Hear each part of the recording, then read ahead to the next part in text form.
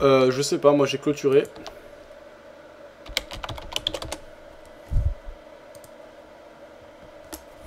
L'or a bien monté, ce qui veut dire qu'on a une faiblesse du dollar, donc c'est possible, oui. Du côté du câble, on accélère aussi plutôt à la hausse. Ouais, je vois. Pour l'eurodoll, là, moi j'attendrai un tout petit peu, encore 5-10 minutes. Pourquoi? Bah, parce que là, il n'y a pas de signaux, là. Enfin, moi j'ai pas de signaux durs. Là.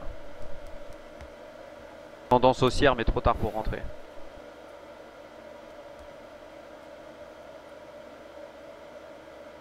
Après, faut qu'on se mette d'accord sur un truc, hein, Dream. Enfin, moi, après, c'est du scalping. Hein. Je reste pas plus de 3 quarts d'heure sur une position, ce qui est pas ton cas, je crois. Apparemment, tu traites sur un peu plus longtemps.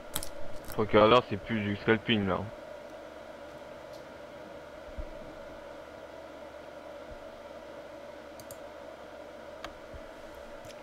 Moi, j'ai pris une position qui va durer 2 jours, tu vois.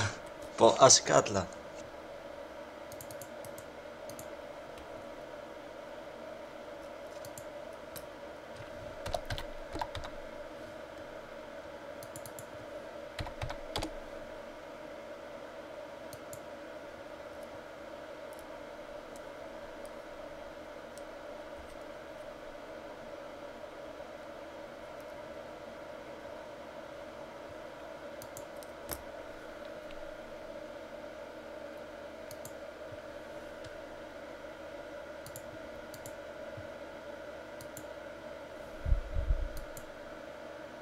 Et merde, putain, j'entends rien.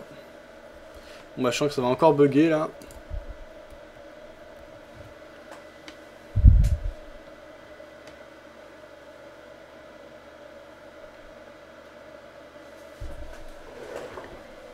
Alors, 2 secondes.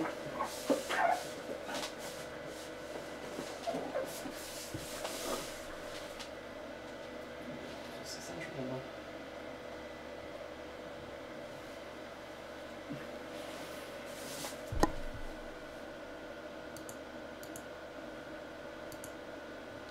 Allô, là ça marche. Ouais, ça marche pourtant, c'est quoi ce bizarre ça? Ah ok, je sais pourquoi. Ok.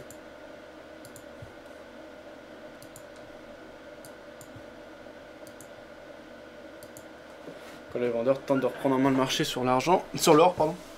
Donc c'est bien pour nous. Mono stop, c'est ce qu'on a à jouer. C'est mal barré, mais bon, sur le coup, sur la prise de position, c'était pas, c'était assez, c'était cohérent. Ça l'est devenu beaucoup moins. Maintenant j'ai ma position, je respecte. Des taux d'intérêt réels négatifs sur longue période, donc très forte bulle immobilière, très faible visibilité sur les niveaux d'endettement au niveau des différentes régions. Donc tout cela, c'est comme un cocktail qui pourra s'avérer assez dangereux pour le moyen terme. Donc à surveiller. Le taux de croissance 7% ou 7,5% reste bien sûr tout à fait acceptable, mais en dessous d'un certain niveau, le risque social sera présent. Donc c'est quand même un élément qu'il convient de tout à fait surveiller pour le moyen terme. C'est maîtrisé, là, cet objectif de croissance, il est maîtrisé. On sait que la Chine voulait calmer un petit peu la croissance, et notamment sur le secteur immobilier qui était en train de partir en bulle explosive, situation explosive. Quand on affiche 7,5%, ça reste pour vous maîtrisé. Écoutez, pour être très franc avec vous, j'étais moi-même en Asie il n'y a pas très longtemps. Suivant les personnes que l'on rencontre, finalement la réponse est très différente. C'est-à-dire on passe d'une réponse finalement oui, cette décroissance, cette décélération est voulue et souhaitée. Ouais. Et on parle à d'autres intervenants qui finalement disent que la baisse c'est un petit peu subi. Moi, je pense... Par l'impact de la récession légère en Europe, du commerce international? Oui, tout à fait, par l'impact d'un ralentissement global, premier point, de la hausse aussi du pétrole qui impacte quelque part la croissance, du fait que les taux d'intérêt ne sont plus ce qu'ils étaient précédemment au niveau en termes réels. Donc tout cela cumulé. Et on sait aussi qu'en termes d'infrastructure, beaucoup d'investissements qui ont été réalisés sur la Chine ont peut-être été faits avec un peu trop d'ambition, un peu trop d'agressivité. Aujourd'hui, ils sont un peu moins utilisés. Et il y a un argument qui est très souvent répandu, de dire finalement la Chine a un très gros potentiel parce que l'ensemble du territoire n'est pas couvert en infrastructure, mais bien évidemment, il n'y a pas un seul pays au monde qui a 100% de son territoire qui est couvert. On sait que les investisseurs américains regardent toujours très attentivement ce qui se passe en Chine. Mathieu Rollin, la baisse là, du marché action américain s'explique en partie, en bonne partie par cette prévision chinoise un petit peu abaissée? Certainement, mais quand on écoute un petit peu le discours des entreprises américaines, on a vu Caterpillar, on a vu Cummins, toutes ces entreprises qui exportent beaucoup et qui profitent du boom de l'économie asiatique et des économies émergentes, on voit que dans leur discours, elles sont assez confiantes. Donc, je dirais la diminution de la prévision de croissance chinoise, il faut certes s'en inquiéter un petit peu, mais malgré tout, du point de vue stock picker et de la personne qui analyse les sociétés, on se rend compte que à moyen terme, le risque est quand même assez limité. En tout cas, les entreprises anticipent ça comme un risque assez limité. Et le deuxième élément, c'est qu'on est sur la dernière année du Premier ministre chinois, et on peut s'attendre quand même à ce qu'il fasse tout ce qu'il faut pour qu'on n'ait pas un effondrement de cette croissance et en tout cas maintenir un niveau d'activité suffisant pour jusqu'à la fin de son mandat. On va marquer une première pause, messieurs, bientôt 5h15, on va... Voilà donc le point réalisé par BFM. L'or, j'ai coupé sur l'or parce que j'ai pu terminer en profit et que c'était plus aussi sûr qu'avant puisque il y a eu une grosse phase d'accélération haussière, donc là désormais je suis en dehors du marché sur l'or. Ouais, pareillement. Le profit est pas énorme, hein. Ça fait un petit profit de l'ordre de 78 centimes. Donc j'ai plus tellement d'inspiration là sur les différents produits. Non, vraiment pas d'inspiration. 17h15, donc je pense que ce sera tout pour aujourd'hui. Donc au final aujourd'hui ça fait un profit de 1,54€. Mais ce qui est important surtout c'est qu'on a récupéré entièrement la perte des deux positions de vendredi qui sont clôturées finalement ce matin. Donc il y avait 9€ à récupérer, donc ça reste une journée positive et le compte continue à grossir. 441 € d'équité. Alors si on regarde ce que ça donne sur le MyFX Book, on va voir où on en est. Donc voilà, on reste en progression, donc ça c'est plutôt pas mal. 15,67%, on était à 15,4%, donc voilà. Gain absolu, on est à 16,21%. On est sur une moyenne journalière de 1,47%, donc c'est vraiment excellent, avec un revenu maximal toujours maîtrisé de 3,69%. Balance et équité donc sont à 441,50€. Aujourd'hui on est faible, on est à plus 0,24, on est à plus 0,3 avec la position en cours qui n'est pas encore pris en compte dans le suivi des résultats. Voilà, donc ça se passe pas mal du tout. 77% de positions gagnées, avec des gains quasiment identiques aux pertes, les pertes légèrement plus importantes. Donc un gain moyen de 2,01€, une perte moyenne de 2,49€. On a un facteur de profit, donc un profit de facteur de 2,77, donc ça c'est bien. On trade majoritairement l'euro-dollar et l'or. Sur l'euro-dollar, on est positif de 71 pips depuis le début. Sur l'or, on est positif de 709 $, il me semble. C'est comme ça que ça compte. Donc c'est pas en termes de pips. Sur l'ensemble du compte, on est donc positif depuis le début de 795 pips. Mais alors il y a mélangé entre les pips et l'or, etc. En tout cas, on est positif, c'est une bonne chose. Voilà les points importants. Donc on continue comme ça.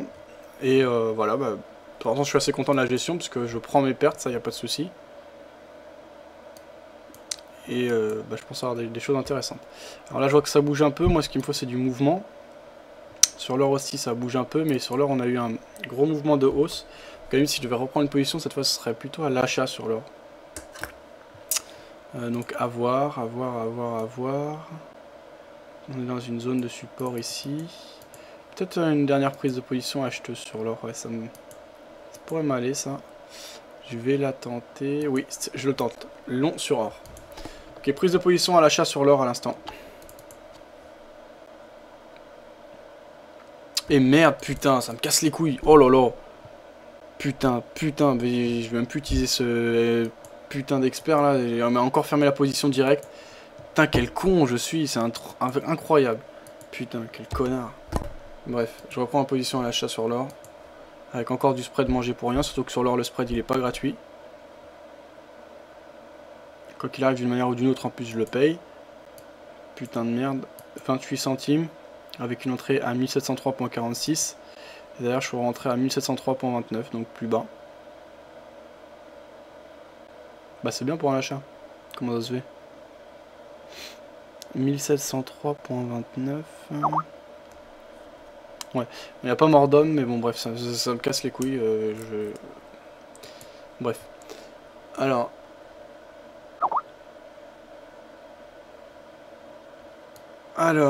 Je vais reprendre ce qui se dit sur le chat écrit.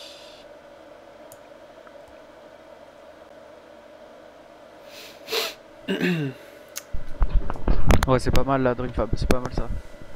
Pourquoi j'ai plus le son des raids? Alors normalement c'est revenu. Mika qui disait: salut Fab, pourquoi tu n'utilises pas One Clicker au lieu de ton robot pour clôturer tes positions? J'ai pas One Clicker. Si t'as un lien, ça m'intéresse. Mais sinon, oui, parce que j'ai pas l'habitude. Alors simplement, je vais gérer ma position sur l'or. Alors, je vais placer mon stop à 1693,50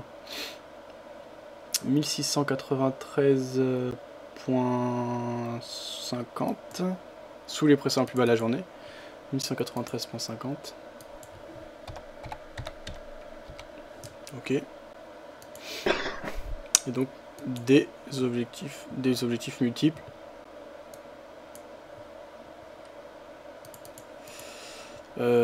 Des objectifs multiples. Non, pas d'objectifs multiples, je veux dire des points d'entrée qui peuvent être multiples.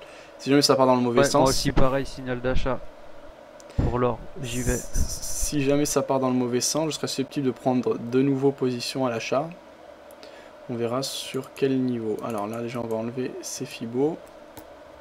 Prendre les plus bas et nouveau plus haut.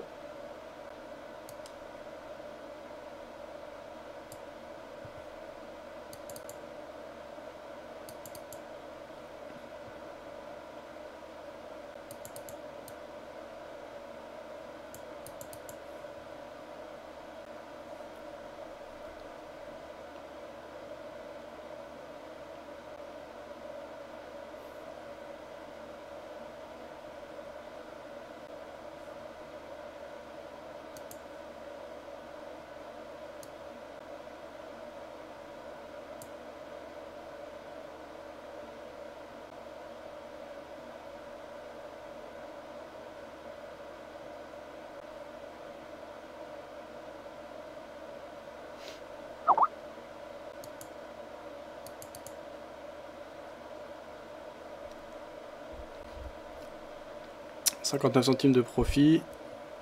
Donc mon éventuel point d'entrée pourrait se faire au niveau par exemple des 50%, des 61,8, mais ce sera selon le contexte. Si ça accélère plus ou moins franchement, voilà, selon le contexte vraiment, je peux pas dire mieux. Alors, ça on avait vu, enfin j'aimerais surtout apprendre à me dire gagner de l'argent. Ça on avait vu, alors 2 secondes. Alors ça on me disait... Ouais, ça on avait vu, robot. Nom d'une pipe, je n'entends plus rien. Ici, on dit nom d'un pipe. Disait Rednef. Oui, mais je suis... Ok. C'est pour ça que l'avantage de plus 500 pour les débutants, c'est que plutôt que de calculer tes effets de levier à la main, il te donne en euros la marge que tu dois avoir, disait Rednef. Tu dis ça par rapport à quoi, Rednef? M15 qui disait plus 13 pips actuellement sur mon short sur le Rodol, ça c'est bien parti. Oh, à toi M15. Milfunter qui disait: je me demandais comment brancher plusieurs écrans de PC avec une seule unité centrale. C'est difficile? Non. Pour en brancher deux, normalement tous les PC récents le font. Autrement il faut des adaptateurs et une carte graphique spécifique pour plus que deux. Donc par contre c'est plus délicat. Bien vu M15. Beau short M15, j'ai coupé au bout de 3 pips. 1.25 de gain. Disait Rednef. La Dreamfab par exemple, t'as mis combien avec effet de lever combien? J'ai pris un micro lot sur l'or. Donc je crois que ça revient à... Quoi.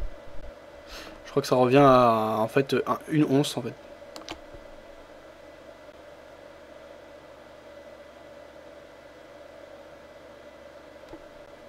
Tu voulais dire quoi?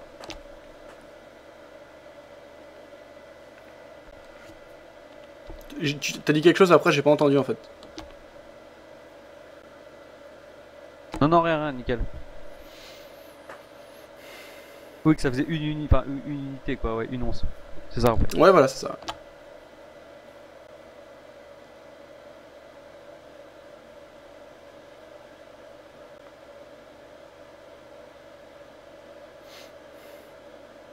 Et le pétrole, tu l'as en visuel aussi là ou pas? En fait, je peux pas trader le pétrole chez Wanda pour l'instant. Ils vont mettre les CFD bientôt et les produits dérivés, mais pour l'instant, je peux pas trader le pétrole. Non. D'accord.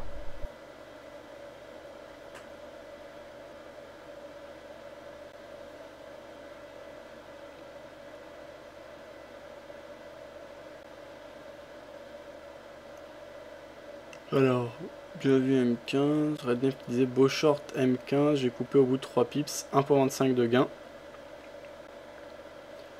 Ouais, ça en avait vu, surtout vu mon petit budget, je suis bien content. Et puis c'est toujours pas une perte. M15 disait l'essentiel c'est de se faire plaisir. Redneck qui nous disait oui enfin, j'aimerais surtout apprendre bien et m'y tenir pour gagner de l'argent. Si je veux du plaisir, je vais au casino. 3 quarts d'heure, c'est pas scalping pour moi, c'est déjà long. Prendre du plaisir et gagner de l'argent bien sûr. Être satisfait de son trade, c'est ok. Lolfab, tout va bien, te prends pas la tête.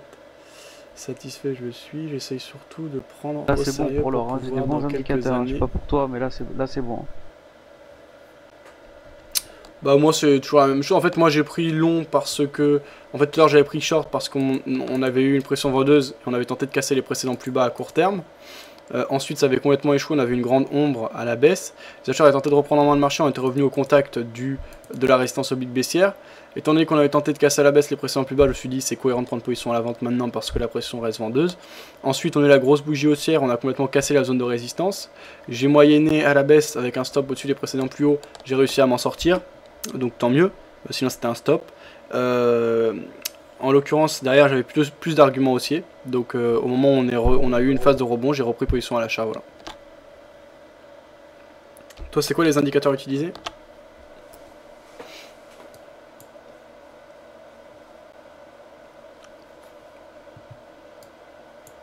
Là ça se passe Power.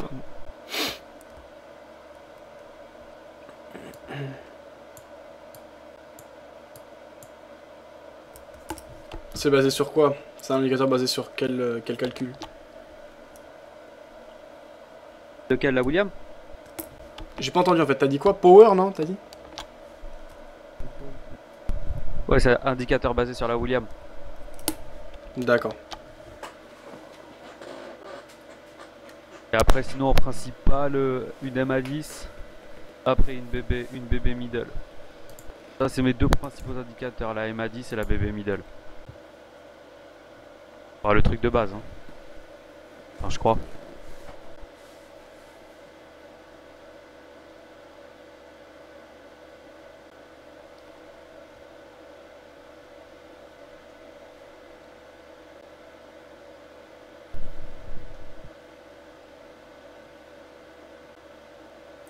« 15 € de profit sur l'or, disait Matt. Bien joué, Matt. »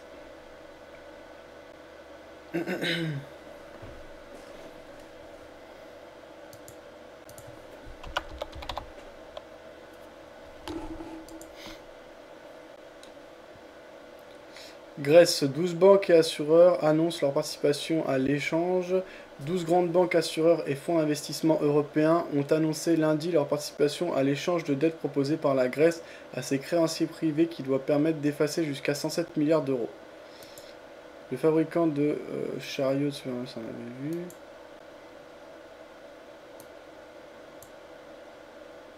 Trafic aéroportuaire record en France en 2011, les low cost présentent toujours plus. Ah, encore, pèse toujours plus. La bourse de Paris réduit ses pertes après deux indicateurs américains. La bourse de Paris est toujours en baisse lundi après-midi, tirée vers le bas pour des prises de bénéfices, mais réduisait ses pertes après deux indicateurs meilleurs que prévu aux États-Unis. Voilà ce qu'on pouvait lire. Wall Street en baisse dans un marché inquiet pour la Chine et l'Europe. La bourse de New York évoluait en baisse lundi, préoccupée par l'annonce par la Chine d'une baisse de ses prévisions de croissance et de chiffres décevants en Europe. Le Dow Jones est des 0,24% et le Nasdaq 0,28%. Apple passe le cap des 25 milliards d'applications téléchargées. Ryanair subit un quatrième mois de recul de son trafic en février. Ça on a vu, donc c'est moins intéressant. Voilà, les gros titres, et notamment par rapport à la Grèce, c'est ça, c'est l'histoire des 12 banques. et assureurs qui annoncent leur participation à l'échange. Donc je vous lis l'article en entier. 12 grandes banques, assureurs et fonds d'investissement européens ont annoncé lundi leur participation à l'échange de dettes proposé par la Grèce à ses créanciers privés qui doit permettre d'effacer jusqu'à 107 milliards d'euros selon un communiqué. Ces établissements composent le comité de négociation qui a représenté l'ensemble des créanciers privés durant les discussions sous l'égide de l'Institut de la Finance Internationale IIF à l'origine de ce communiqué. Il comprend les Français AXA, BNP Paribas et CNP Assurance, les Allemands Allianz, Commerzbank et Deutsche Bank, l'Italien Inesta, San Paolo, la néerlandaise en l'occurrence ING, l'Américain Greylock Capital Management et le Grec Alpha Bank, Eurobank, EFG et National Bank of Greece. La plus importante banque allemande régionale, Landesbank Baden-Württemberg, LBBW, est le seul membre du comité à ne pas figurer dans la liste. La date limite de participation à l'échange a été fixée à jeudi 21h.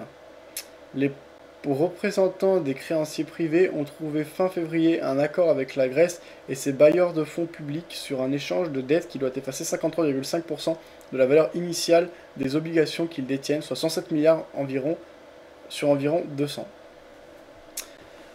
Alors, ça accélère à la hausse sur l'or, c'est bien, pourvu que ça dure.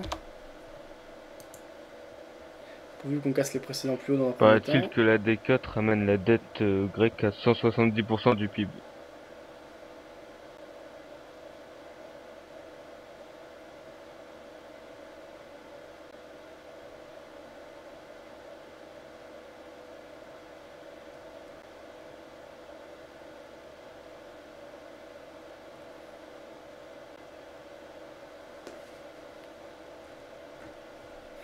On a une analyse fondamentale du titre Michelin.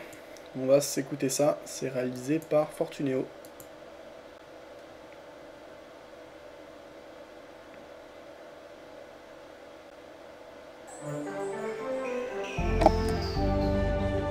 Bonjour à tous et bienvenue dans Achat-Vente en compagnie de Franck Hénin, gérant chez Alexandre Finance. Franck, bonjour. Bonjour Isa. Alors la valeur du jour est Michelin. Or, les ménages et les entreprises cherchent à faire des économies. Alors pour vous, quels sont les atouts de Michelin dans ce contexte difficile? Eh bien, l'atout premier de Michelin, c'est sa marque. C'est une marque qui a finalement de la valeur pour le client. Il faut quand même bien imaginer que le pneumatique, la sécurité finalement et l'adhérence du véhicule est assurée par le pneumatique. Et c'est pour un véhicule standard finalement l'équivalent de 2 feuilles de format A4. Donc on voit un concentré finalement de technologie important. Et même si le consommateur fait très attention à son budget, eh bien aujourd'hui pour sa sécurité, il privilégie la qualité. Et Michelin a de la valeur pour le client. Et les marges ne sont pas trop affectées par la flambée du prix des matières premières?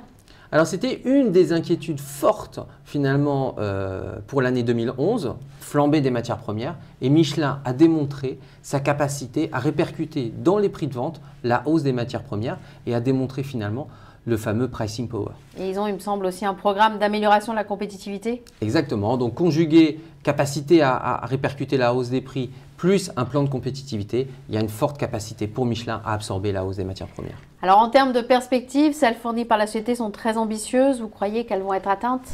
Alors les perspectives sont effectivement assez ambitieuses et Michelin se prépare à une croissance assez importante pour les prochaines années. Le chiffre qu'il donne, c'est une anticipation de 25% des volumes d'ici 2015, dont plus 50% rien que pour les pays émergents. Donc Michelin se prépare à une croissance importante dans les années à venir. Pourtant, le pôle camion est très sensible à la conjoncture tout de même. Alors il y a toujours des petits bémols dans les entreprises et effectivement chez Michelin, le pôle qui pose un peu plus de difficultés et qui est finalement le plus cyclique, c'est le pôle camion. A l'inverse, le pôle camionnette, on l'a vu avec des marques très fortes se porte très bien, tout comme le pôle de spécialité où c'est les gros pneus pour les engins agricoles et de mine. Alors en mai, la direction va changer avec l'arrivée de Jean-Dominique Sénard à la tête du groupe. Ça risque pas de remettre en cause la stratégie? Alors là, je vous dirais que sur Michelin… J'ai coupé ma position sur l'or, donc c'est un petit profit, mais c'est toujours sympathique, c'est mieux que rien. Donc en l'occurrence, je viens de prendre 2,25 € sur l'or. Et les raisons que j'ai coupé, c'est parce qu'on reteste les précédents plus hauts. et que pour le moment, on ne semble pas vouloir les casser. Et de plus, si j'observe les autres paires face au dollar, comme l'euro face au dollar ou le câble, le dollar ne semble pas particulièrement faiblir. Donc c'est possible que l'or agisse différemment, mais a priori, il n'y a pas de raison particulière d'accélérer davantage. Donc je prends mon bénéfice. Voilà, donc moi j'ai fini ma journée. On a relativement peu d'inquiétude. On voit bien, il y a une tradition familiale et il y a un passage de témoin qui se fait toujours de manière très progressive. Donc le changement de stratégie, la stratégie d'ailleurs, a été mise en place avec M. Sénard et continuera dans sa poursuite. Alors sur 3 ans, le titre a doublé. Alors quid de la valorisation? Alors on a une valorisation qui reste, malgré ce très beau parcours, une valorisation qui reste raisonnable compte tenu de la qualité de l'entreprise. On l'a vu, une marque Très bien forte, Dreamfab, et moi puis aussi du je vais réservoir pas tarder de à croissance, couper sur encore une l'or. fois, plus 50% dans les pays émergents. Et puis, dernier élément, c'est dans ce temps perturbé où on parle de crise de liquidité, eh bien, d'avoir un bilan sain comme à Michelin pour assurer sa croissance, c'est particulièrement sécurisant. Alors vous êtes à l'achat sous combien? Alors, on est à l'achat dans les cours aux alentours de 52. Franck, merci. Merci.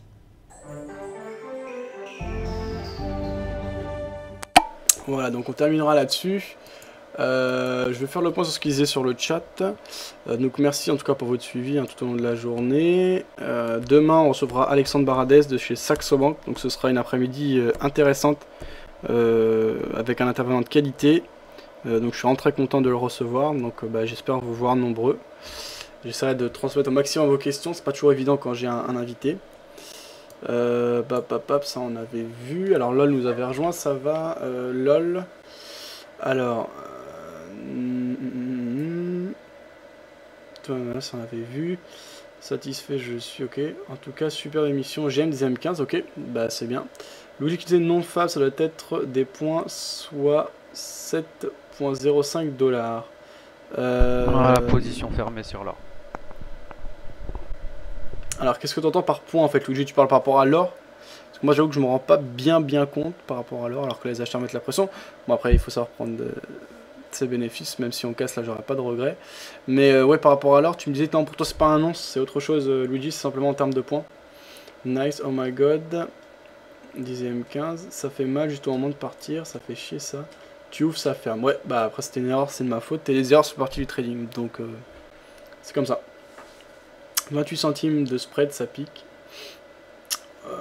Ouais, bon, ça va encore. Je close mon short sur l'euro dollar, plus 21 pips, 90% de position gagnante aujourd'hui, ça fait plaisir. C'est bien, M15, bravo. Moi, je suis à 6,26 de gain pour today, donc ça va. Quelqu'un qui avait parlé d'effet de levier à l'oral, t'inquiète, Dreamfab. Une once d'or, c'est 1700 $, oui, tout à fait. 5 € de profit sur l'or, pas de son pour moi. 15 €, ça c'était bon, ok. Close à 17 € pour l'or, c'est bien que c'est bon. Ça c'est que c'est bon. Bravo Matt, c'est très bien. Belle journée. Moi depuis midi, je suis systématiquement à contresens. Ah oui, ça arrive, il y a des mauvaises journées parfois. Joli Matt. Moi, j'aurais mieux fait de finir ma journée avec mes 50 pips que de courir toute l'après-midi pour fermer des positions. Le jeu que nous c'était Franck Hénin de chez qui?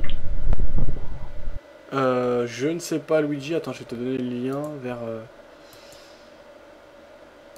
l'analyse fondamentale sur le titre Michelin, et donc en l'occurrence je crois que c'était Michelin, ok. Il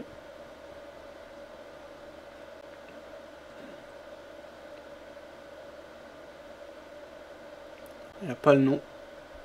Ah si, retrouvez l'analyse boursière, Franck Hénin, gérant Alexandre Finance. Conseil d'achat de vente, tout ça sur Michelin, voilà.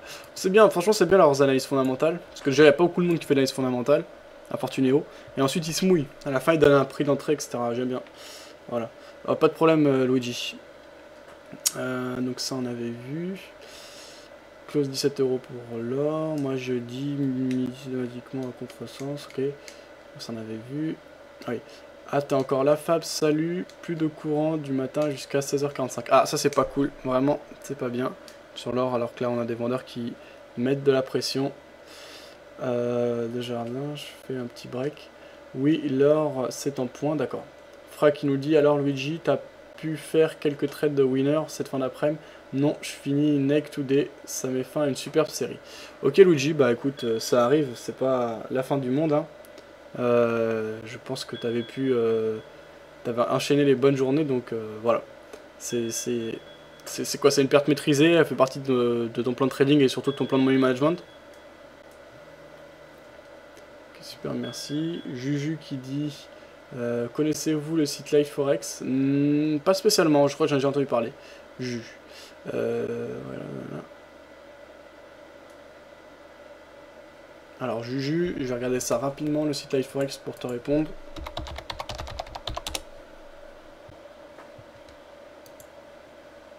Ah oui, bah genre, il est dans le comparatif si tu veux. Le site Live Forex, je crois qu'il est basé aux Seychelles, donc méfiance. Après, à toi de chercher, voilà, Best Broker in Nigeria,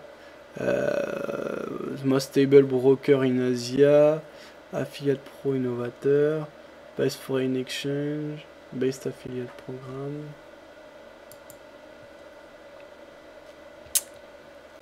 Live Forex, il est dans le comparatif, hein, donc je vais te laisser le lien vers le comparatif. Normalement, tu dois avoir toutes les informations intéressantes et importantes. Mais donc un petit tour d'horizon.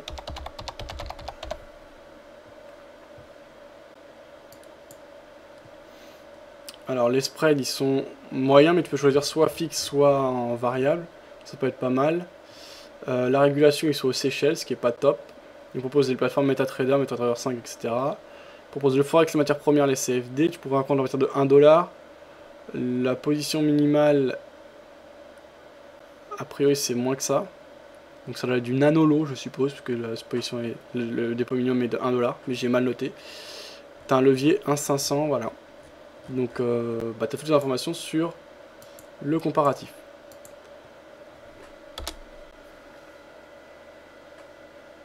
Alors oui, ça rentre en compte, moins 153 pips. Ah oui, pour moi ça ferait beaucoup. Après je connais pas la moyenne de T1. Oui, non, après voilà. Un peu comme LOL à l'envers toute la journée. Oui, ouais, donc ça va, Luigi, ça reste acceptable. Sur les 7 derniers jours, j'étais à plus de 180 en moyenne environ.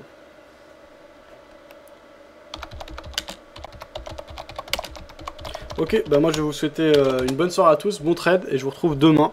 Et on recevra Alexandre Baradez. Ciao.